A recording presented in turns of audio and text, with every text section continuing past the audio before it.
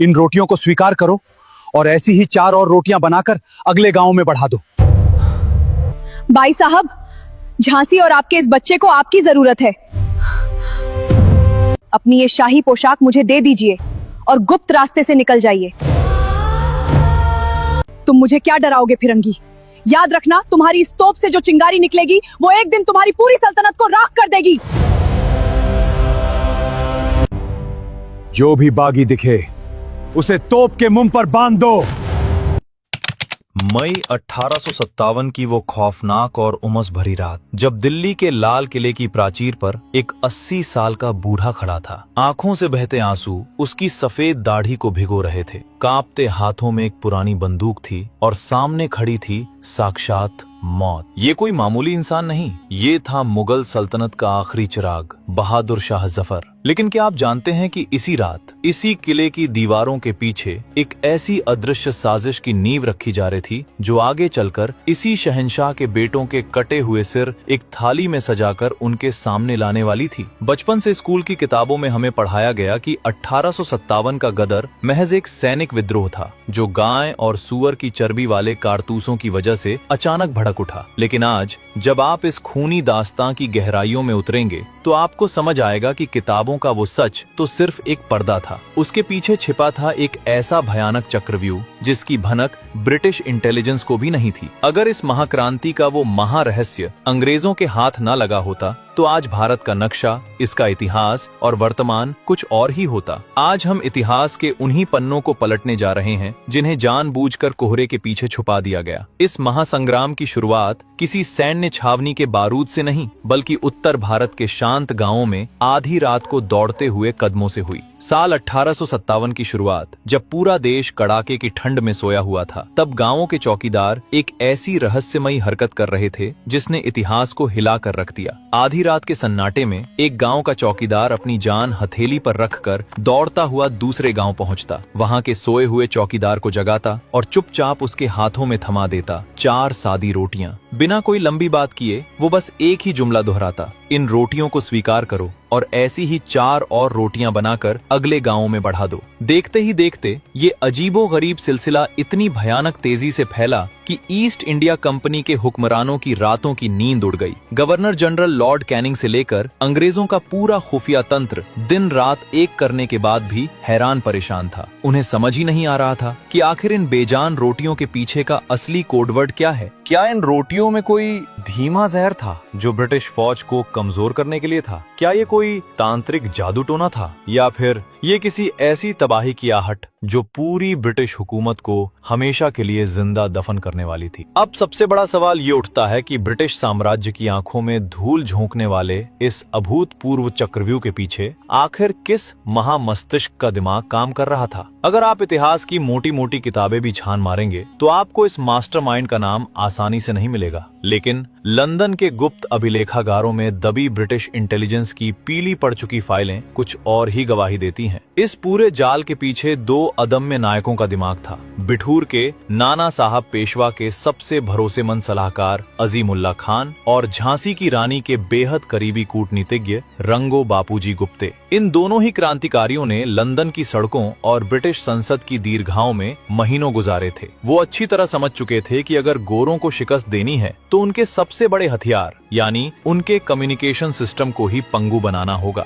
इसीलिए उन्होंने जानबूझकर एक ऐसा देसी और अचूक तरीका चुना जिसे अंग्रेज अपनी पाश्चात्य बुद्धि से कभी क्रैक ही नहीं कर सकते पाए। यहीं से शुरुआत होती है उस महायोजना की जिसे इतिहास में 31 मई का गुप्त प्लान कहा जाता है। हम सब ने स्कूलों में रट्टा मारा है कि 10 मई 1857 को मेरठ में अचानक विद्रोह भड़क उठा था, लेकिन सच तो ये है कि मेरठ के सैनिकों ने वो तारीख खुद नहीं चुनी थी। इस देशव्यापी महासंग्राम की जो असली, अंतिम और खूनी तारीख तय की गई थी वो थी 31 मई 1857। इस गुप्त योजना का खाका इस तरह खींचा गया था कि किसी भी सैन्य रणनीतिकार के रोंगटे खड़े हो जाएं। अजीमुल्ला खान और उनके साथियों ने महीनों की गणना के बाद 31 मई को ही क्यों चुना? क्योंकि उस दिन रविवार था। रविवार यानी वो दिन जब पूरे हिंदुस्तान में फैले अंग्रेज अफसर, कमांडर और उनके परिवार सुबह के वक्त पूरी तरह निहत्थे होकर चर्चों में प्रार्थना के लिए इकट्ठा होते थे। योजना के मुताबिक 31 मई की सुबह जैसे ही देश की तमाम बड़ी चर्चों की घंटियां एक साथ बजनी शुरू होती, ठीक उसी सेकंड पेशावर से लेकर कलकत्ता तक फैली ईस्ट इंडिया कंपनी की सभी 54 छावनियों में भारतीय सैनिक एक साथ अपनी बैरकों से बाहर निकलते और अपनी बंदूकों का रुख फिरंगियों की तरफ मोड़ देते। जरा आंखें बंद करके उस मंजर की कल्पना कीजिए। एक ही दिन, एक ही समय जब पूरे हिंदुस्तान के अंग्रेज अफसरों को उनके चर्चों और बंगलों में घेर लिया जाता, तो लंदन बैठी महारानी की फौज को संभलने का एक सेकंड का मौका भी नहीं मिलता। न टेलीग्राम भेजने का वक्त बचता, न एक छावनी से दूसरी छावनी में कुमुक भेजने का रास्ता। यह ईस्ट इंडिया कंपनी के साम्राज्य को हमेशा के लिए उखाड़ फेंकने का एक ऐसा चक्रव्यूह था जिसे भेदना नामुमकिन था। लेकिन भारत के बदकिस्मत इतिहास ने यहीं पर करवट बदली। जल्दबाजी, जज्बात के उफान और एक छोटी सी चिंगारी ने सालों की मेहनत से तैयार बारूद के उस विशाल ढेर को समय से पहले ही उड़ा दिया। बैरकपुर की छावनी में मंगल पांडे की शहादत ने सैनिकों के भीतर के गुस्से को 7वें आसमान पर पहुंचा दिया और रही सही कसर मेरठ छावनी ने पूरी कर दी, जहां 85 हिंदुस्तानी सैनिकों के चर्बी वाले कारतूसों को छूने से साफ इनकार करने पर अंग्रेजों ने क्रूरता की सारी हदें पार करते हुए पूरी फौज के सामने उनका जुलूस निकाला और उनके पैरों में भारी बेड़ियां ठोक दी। अपने सगे भाइयों का ये असहनीय अपमान बाकी के सैनिक बर्दाश्त नहीं कर पाए। उनका खून खौल उठा। उन्होंने 31 मई के उस मास्टर प्लान का इंतजार करने से साफ इनकार कर दिया और 10 मई की ढलती शाम को ही मेरठ की धरती फिरंगियों के खिलाफ बगावत के नारों से गूंज उठी। ये इस पूरी महाक्रांति की सबसे पहली और सबसे बड़ी त्रासदी साबित हुई। जब मेरठ के सैनिक जोश में होश खोकर दिल्ली की तरफ बढ़ रहे थे, तब देश के बाकी हिस्सों में बैठे क्रांतिकारियों को हवा तक नहीं थी कि बगावत का बिगुल बज चुका है। झांसी की रानी, कानपुर के नाना साहब, लखनऊ की बेगम हजरत महल और बिहार के बाबू कुंवर सिंह अभी भी शांत बैठे 31 मई की अंतिम तैयारियों में जुटे थे। इसका नतीजा ये हुआ कि जो हमला एक साथ एक मुश्त होना था, वो टुकड़ों में बट गया। अंग्रेजों को इस बिखरी हुई क्रांति को अपनी पूरी ताकत लगाकर एक एक करके बेरहमी से कुचलने का सुनहरा मौका मिल गया। लेकिन कहानी यहीं खत्म नहीं होती। मेरठ से निकले सैनिक जब 11 मई की सुबह यमुना पार करके लाल किले में दाखिल हुए, तो उन्होंने बूढ़े बहादुर शाह जफर को नींद से जगाकर शहंशाह हिंदुस्तान घोषित कर दिया। जफर ने देश की कमान तो संभाल ली, लेकिन वो इस बात से पूरी तरह अनजान थे कि उनके अपने ही दीवाने खास में गद्दारी का एक खौफनाक जाल बिछ चुका है। एक ऐसा अदृश्य जाल जो सीधे अंग्रेजों के कैंप तक पल पल की खबरें पहुंचा रहा था। महलों के भीतर अपनों की ही साजिशें और राजनीतिक मोल तोल का वो गंदा खेल शुरू हो चुका था, जिसने इस महासंग्राम को भीतर से खोखला करना शुरू कर दिया। जरा आंखें बंद करके कल्पना कीजिए उस बंद कमरे की, जहां मोमबत्ती की मध्यम रोशनी में मुगल सल्तनत का वफादार बनने का नाटक करने वाला एक शख्स चुपके से लाल किले की दीवारें लांघकर फिरंगियों के टेंट में घुसता है, जेब से एक मटमैला कागज निकालता है। जिस वक्त मेरठ के बागी सैनिक दिल्ली पर कब्जा करके जीत का जश्न मना रहे थे, ठीक उसी पल मुगल शहंशाह बहादुर शाह जफर के सबसे करीबी समधी मिर्जा इलाही बख्श अंग्रेजों के चीफ इंटेलिजेंस अफसर विलियम हडसन के टेंट में बैठकर लाल किले का पूरा नक्शा टेबल पर बिछा रहे थे। इलाही बख्श कोई मामूली मुखबिर नहीं थे, वो शहंशाह के सलाहकार थे। किले के किस बुर्ज पर कितनी तोपें हैं, बारूद कितने दिन का बचा है और कौन सा गुप्त रास्ता सीधे शहंशाह के बेडरूम तक जाता है, ये सारी बारीक जानकारियां इलाही बख्श हर शाम अंग्रेजों तक पहुंचा रहे थे। इस गद्दारी की इंतहा तो तब हुई जब सितंबर 1857 में दिल्ली का पतन हो गया। बहादुर शाह जफर अपनी जान बचाकर हुमायूं के मकबरे में छुपा हुआ था। इलाही बख्श ने ही मेजर हडसन की उंगली पकड़कर उसे उस जगह तक पहुंचाया जहां शहंशाह ने पनाह ली थी।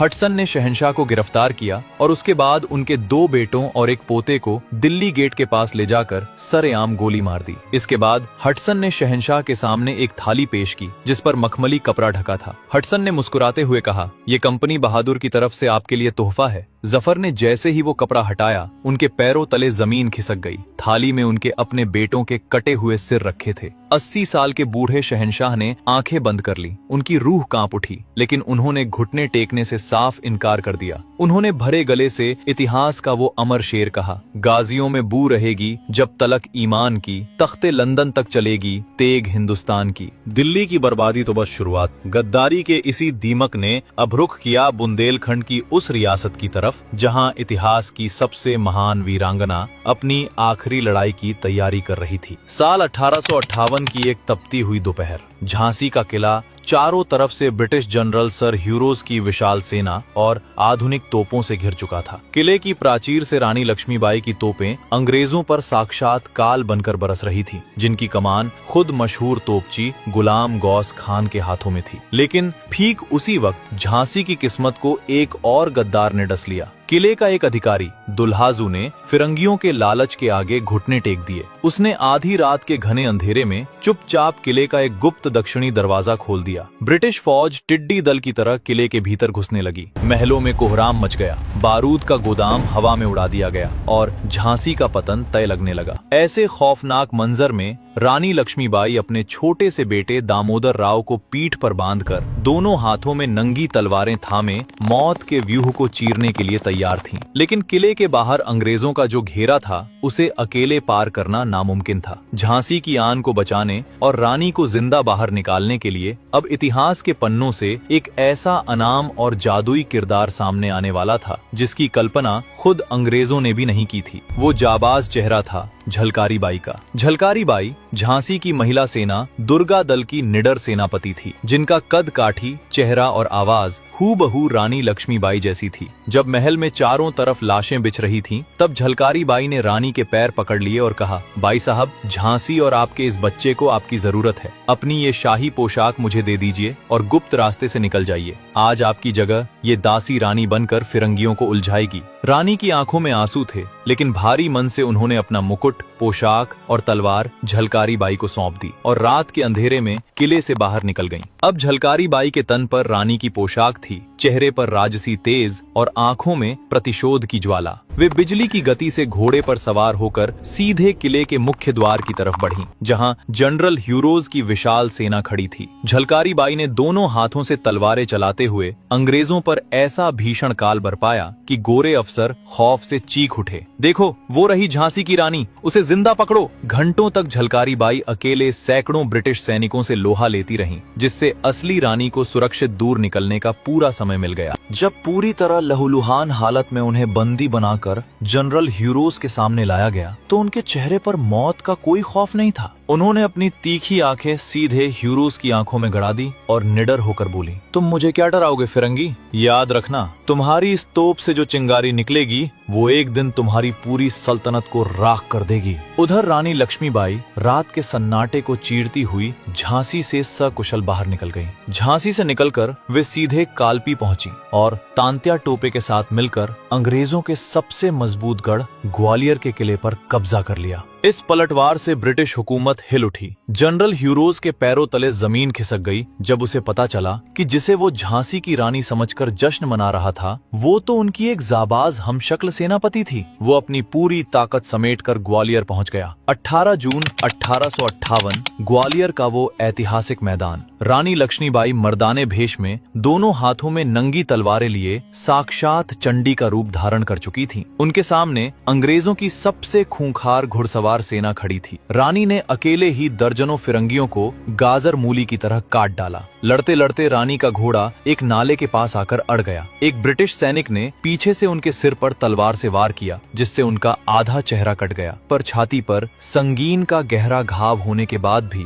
इस वीरांगना ने पलटकर उस अंग्रेज के 2 टुकड़े कर दिए। मरने से पहले रानी ने अपने वफादार सैनिकों से सिर्फ एक ही बात कही थी, मेरा शव इन फिरंगियों के हाथ नहीं लगना चाहिए। सैनिकों ने पास की एक साधु की कुटिया में ले जाकर उन्हें मुखाग्नि दे दी। जनरल ह्यूरोज ने अपनी डायरियों में कांपते हुए लिखा, 1857 के गदर में अगर कोई एकमात्र मर्द था तो वो झांसी की रानी थी। जब झांसी का भी पतन हो गया, तब मध्य भारत के जंगलों में एक अकेला योद्धा ब्रिटिश साम्राज्य के खिलाफ गुरिल्ला युद्ध लड़ रहा था। गोरी सेना खौफ से उसे जंगलों का भूत कहती थी। रामचंद्र पांडुरंग येवलकर, जिन्हें दुनिया तांत्या टोपे के नाम से जानती है, तांत्या ने छापामार लड़ाई से अंग्रेजों का मानसिक संतुलन बिगाड़ दिया। वे हवा की तरह आते, फिरंगियों की रसद लूटते, कैंप तबाह करते और पलक झपकते ही जंगलों में गायब हो जाते। जनरल नेपियर ने लाखों का इनाम और पूरी ताकत उन्हें पकड़ने में झोंक दी। तांत्या ने 1 साल में अंग्रेजों के 20 से ज्यादा चक्रव्यूहों को चीरकर भागने का अजेय रिकॉर्ड बनाया था। लेकिन इस अदम्य साहस का अंत भी उसी गद्दारी से हुआ जिसने इस पूरी क्रांति को लील लिया था। मानसिंह नाम का एक जमींदार, जिसे तांत्या अपना सगा भाई समझते थे, वो जागीर के लालच में अंग्रेजों से हाथ मिला चुका था। जब तांत्या पाडौन के जंगलों में थक कर सो रहे थे, तब मानसिंह के इशारे पर फिरंगियों ने उन्हें चारों तरफ से घेर लिया। 18 अप्रैल 1859 जब तांत्या टोपे को शिवपुरी में फांसी के फंदे के सामने लाया गया तो उनके चेहरे पर मौत का कोई खौफ नहीं था। उन्होंने जल्लाद के हाथ से फांसी का फंदा खुद छीना, उसे चूमा और मुस्कुराते हुए अपने गले में डाल लिया। तांत्या की शहादत के बाद अंग्रेजों ने बदला लेने के लिए जो वहशियाना तांडव मचाया, उसे सुनकर आज भी रूह कांप जाती है। ब्रिटिश पार्लियामेंट के दस्तावेज गवाही देते हैं कि इस बगावत को कुचलने के लिए अंग्रेजों ने करीब 10 लाख हिंदुस्तानियों को मौत के घाट उतार दिया था। दिल्ली से कानपुर तक जीटी रोड पर कोई ऐसा पेड़ नहीं बचा था जिस पर हमारे पुरखों की लाशें न लटकी हों। एक एक पेड़ पर 10-10 लोगों को फांसी दी गई। कर्नल नील नाम के सनकी अफसर का हुक्म था, जो भी बागी दिखे उसे तोप के मुंह पर बांध दो। अंग्रेज ऐसा खौफ पैदा करना चाहते थे कि आने वाली नस्लें भी आजादी शब्द जुबान पर लाने से डरे, लेकिन वो गलत थे। 1857 की ये क्रांति भले ही हथियारों की कमी और अपनों की गद्दारी से नाकाम हो गई हो, लेकिन इसने हिंदुस्तानियों के दिलों में एक ऐसा बीज बो दिया जिसे कोई तोप नहीं उड़ा सकती थी। वो बीज था राष्ट्रवाद का।